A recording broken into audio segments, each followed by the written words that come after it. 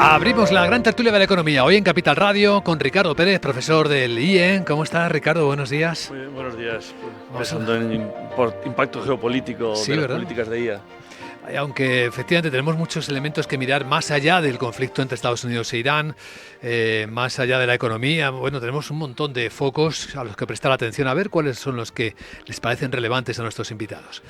Nos acompaña también Julián Salcedo, es presidente del Foro de Economistas Inmobiliarios y socio director en CEFRE. ¿Qué tal, Julián? Muy buenos días. Pues también expectante para ver si finalmente se firma el acuerdo. Tenemos un memorando de entendimiento, efectivamente. Ahora contamos algún detalle. También nos acompaña Ignacio Linares, experto en innovación. ¿Qué tal, Ignacio? Muy buenos días. Buenos días. La semana empieza tan dura y el lunes empieza tan duro que yo estoy pensando ya en el partido hoy a las 6 de la tarde, para ver si nos venimos arriba todos. Bueno, todos tenemos distracciones, ¿no? Porque fuera de micrófono y de antena y de las cámaras de YouTube, por donde estamos haciendo streaming de este programa, hablábamos de a quién creemos más, si los relatos que presenta el gobierno de Irán o el gobierno de Estados Unidos. E Ignacio muy sabiamente decía: pues que es un desastre la situación en la que hemos llegado, en el que tiene tanta credibilidad uno como otro, es decir, no nos creemos a ninguno. Hoy entrevistabais a un analista por la mañana, José Luis Moreno, ¿puede ser? Sí. José Luis Moreno, y decía que un buen acuerdo pasa por la insatisfacción mutua, ¿no? Pues yo creo que la buena información tiene que pasar por a lo mejor estamos sufriendo este proceso de insatisfacción generalizada de información. No me creo a nadie.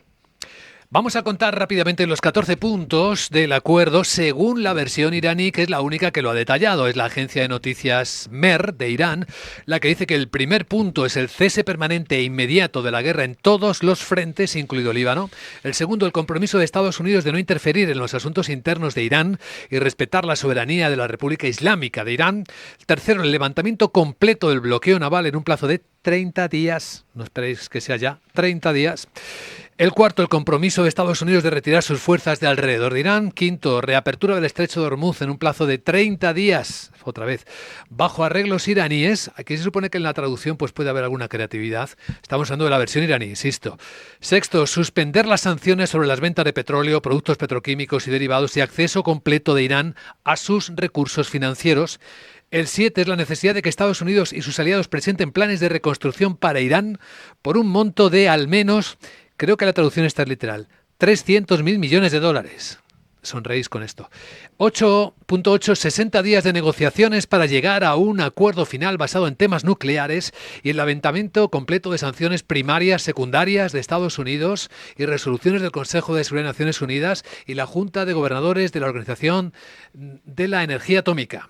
El punto 9 es la reiteración del compromiso de Irán bajo el Tratado de No Proliferación de no producir armas nucleares. Lo recoge Irán, ¿eh? El 10, durante el periodo de negociaciones, Estados Unidos se compromete a no agregar fuerzas en la región y a no imponer nuevas sanciones. El punto 11 habla de que se van a librar 24.000 millones de dólares de los fondos bloqueados de Irán durante el periodo de negociación final de 60 días, a lo largo de los próximos 2 meses, y la mitad de la cantidad debe ponerse a disposición de Irán antes de que inicien las negociaciones. O sea, la mitad por adelantado. Luego el punto 12 es la formación de un mecanismo de supervisión para implementar el acuerdo. Aquí se supone que va a intervenir Naciones Unidas de acuerdo con el punto 13, que dice que el acuerdo final tiene que ser aprobado por una resolución del Consejo de Seguridad de Naciones Unidas. Y el punto 14 dice que las negociaciones finales no comenzarán antes de que se liberen la mitad de los fondos bloqueados por Irán. Ahí lo tenéis. ¿Y ahora? La lucha de Estados Unidos va a ser ver cómo presenta esto de forma diferente a una tremenda derrota. O sea, porque esto es una derrota histórica. No. A ver cómo se las arregla Trump y sus amigos. ¿Derrota de Estados Unidos o de Irán? Derrota de Estados Unidos enorme, vamos. Yo no, o sea, ahí en esos puntos a mí me lo tendréis que explicar, pero no veo acceso a fondos, liberación de sanciones, la misma política de los acuerdos de Obama que incumplió en su día Trump, que se separó de ellos. Entonces no veo victoria estadounidense por ninguna parte. ¿Y Julián?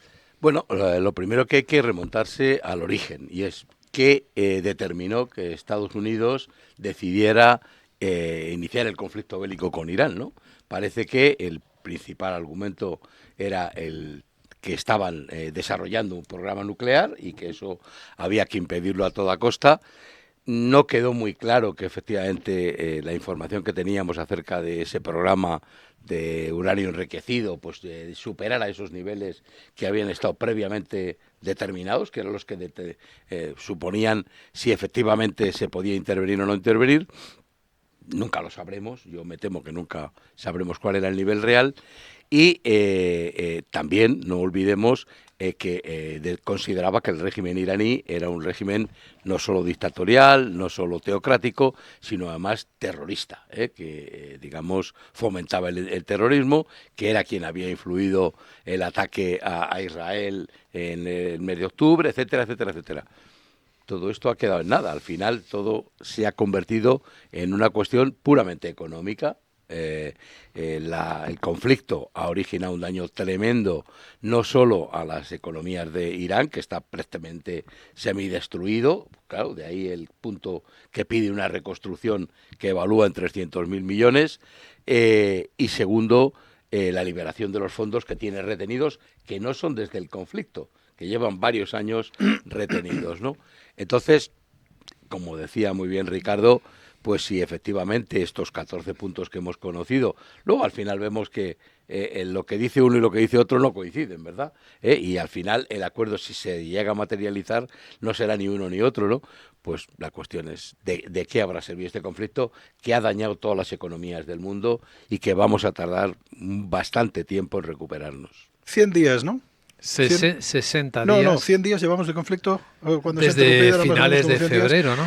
Yo creo recordar que literalmente esto empezaba un lunes, me parece que empezó un domingo o una cosa por el estilo, el fin de semana. Y yo casi que me acuerdo que un lunes yo estaba aquí en la tertulia, el primer día laborable, el que seguía al ataque. Y yo me acuerdo que en ese momento, Julián, cuando tú decías cómo empezó esto, me acuerdo que no lo sabíamos, porque durante las primeras semanas empezó siendo por los derechos humanos, luego evolucionó hacia el posible desarrollo de armas nucleares, entre medias pasó por el descabezamiento del régimen.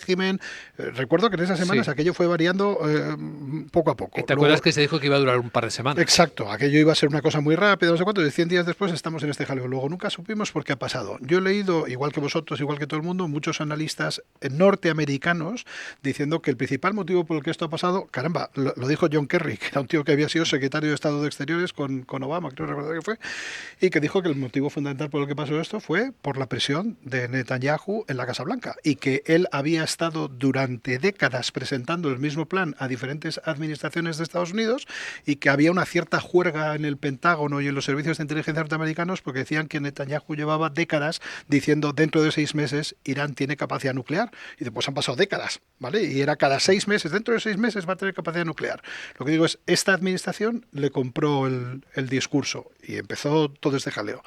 Y ahora nos recuerdo también que había un acuerdo previo, es decir, sabíamos exactamente y con bastante precisión qué es lo que pasaba en Irán en el año 2015, estoy mirando, es en el año 2015 cuando se firma el acuerdo con la administración Obama, que tenía puntos específicos sobre uranio enriquecido, nivel de enriquecimiento, centrifugadoras, plutonio, nuevas plantas de desarrollo nuclear, duración.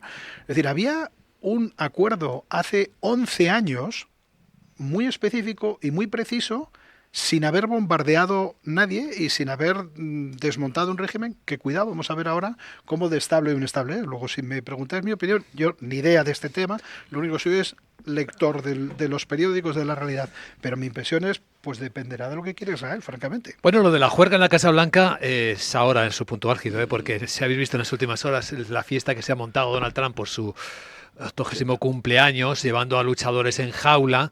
Bueno, por personas extranjeras dentro de Estados Unidos, en compañías, incluso en compañías norteamericanas, desde luego por todos los que estábamos fuera. Yo personalmente el viernes estaba haciendo una auditoría de seguridad dentro de nuestra plataforma y el viernes, de repente, el Fable 5 desapareció. ¿Te lo cortaron? Lo cortaron, literalmente se cerró el grifo y aquello saltó al Opus 4.8. Y las crónicas y los analistas lo que dicen es que por lo visto esto empezó con una declaración que venía de Amazon, que no es una compañía sospechosa de tener ningún interés en que le vaya mal a Anthropic, porque tiene un montón de negocio invertido en Anthropic, pero fue Amazon quien empezó la narrativa diciendo, oye, que parece que Fable 5 tiene un fenómeno que ellos llaman jailbreak, ¿no? O sea, que tiene capacidad de salirse de algunas limitaciones que le habían puesto y que eso creían que podía ser un problema de seguridad. Gente experta dice que tal cosa no era cierta, pero lo más relevante es que la Casa Blanca decide en un momento dado, un político decide en un momento dado prohibir la exportación de un servicio de una compañía privada que además pasa a ser cada vez más importante para la mayoría de la gente. Y hay una reflexión más profunda en todo esto, que es que tenemos a políticos regulando sobre cosas que fundamentalmente no entienden. Y es un problema que va a ser creciente no solamente para Estados Unidos, también nos afecta a nosotros. Y lo veo cada vez más. Es decir, hay cada vez más preocupación y más análisis diciendo cuidado porque se está abriendo un entorno nuevo que es difícil de predecir para la inmensa mayoría de la gente. Hay muy poca gente que tenga conocimiento exacto de qué es lo que está pasando. Incluso ellos mismos tienen dificultades en predecir cuál va a ser la evolución de estas plataformas. Y sin embargo tenemos gente intentando regular ahora mismo. Y la regulación está siendo a mamporros, cuando no con intereses que son ajenos al de la mayoría de la gente, ¿no? Hombre, si me dejáis a mí, porque claro, yo vengo calentito con este tema desde hace unos días, ¿no? Pues dale, sí. Primero, que yo aprecio tu visión, pero creo que pensar que es un error de desconocimiento, a mí me cuesta creerlo. Yo creo que es aquí hay varios elementos, ¿no? Hay un elemento tradicional de lobby. Y yo me jugaría un brazo y casi los dos a que ese elemento tradicional de lobby tiene nombre y apellido y se llama Sam Altman. Que empiecen con un CEO cercano también a la Casa Blanca también es interesante, ¿no? Pero continúa la pelea de Anthropic y de Dario Amodei con la Casa Blanca, que lleva un tiempo, porque todos sabemos, recordemos igual que recordabas el acuerdo de 2015, que es el que yo hablaba, que rompe una historia de colaboración. Pues Dario Amodei rompe una historia de colaboración con la Casa Blanca cuando dice que no quiere que se utilice para vigilancia masiva en Estados Unidos y para armas autónomas. Uh-huh. Y esto continúa. Aquí yo creo que la reacción, aunque he leído algunas cosas que ya hablan de impacto geopolítico, la reacción debería ser todavía más fuerte, porque estamos hablando de que los modelos core más avanzados, que son 3, vienen del mismo Estado que está dispuesto a limitarlos por cuestiones totalmente ajenas a la seguridad. Los expertos lo que dicen es que este mismo fenómeno que dicen que es un peligro en Fable 5, le pasa lo mismo a ChatGPT 5.5, que es de un nivel parecido, y al último modelo de Google. O sea que no es un tema de que sea este modelo el más peligroso, sino que es el modelo más expuesto porque es el que menos le dice que sí a las decisiones de la Casa Blanca. Entonces, claro, tú estás construyendo tus modelos por encima de algo. Y de repente ese algo está al albedrío de una gente que tiene, vamos a decir, oportunidades de mejora en su capacidad de planificación y de visión a largo plazo. Ojalá dé paso a inversiones locas en open source y inversiones locas en Europa. Y yo con esto de inversiones locas en Europa lo vinculo a otro artículo del viernes donde se describía la negativa de los Estados miembros europeos a dejar de traducir a los 24 idiomas nuestros pactos de comercio, lo cual lleva a esos pactos a tardar unos 2 años en ejecutarse, porque cada una de las modificaciones tiene que ser aprobada por cada uno de los Estados miembros en los 24 lenguajes. Entonces, modelos de frontera dominados por un país que tiene visión centrada totalmente en esos valores MAGA que representa UFC, y el resto del mundo mirando y diciendo, más vale que invirtamos. Yo creo que esto es gravísimo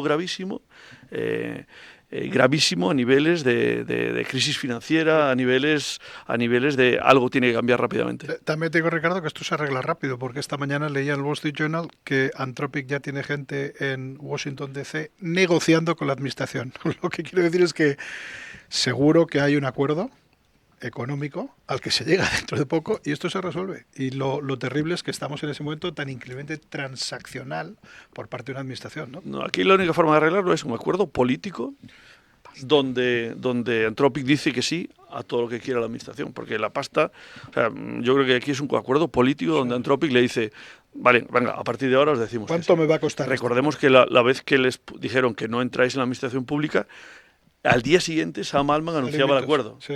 Al día siguiente, no un mes después. Y a la semana recuerdo que sacaron mitos y era Scott Bessent el que estaba llamando a la puerta de Anthropic diciendo, bueno, vamos a sentarnos y vamos a hablar. Que aunque el Pete Hegseth haya dicho que no podéis hacer negocio con el gobierno, pero vamos a sentarnos y vamos a hablar porque esto que tenéis parece que asusta bastante, ¿no? Hablando de las realidades, el gobierno dice que no se utiliza y Anthropic y varias personas dentro del gobierno reconocen que sí se utilizan por el gobierno estadounidense. O sea que...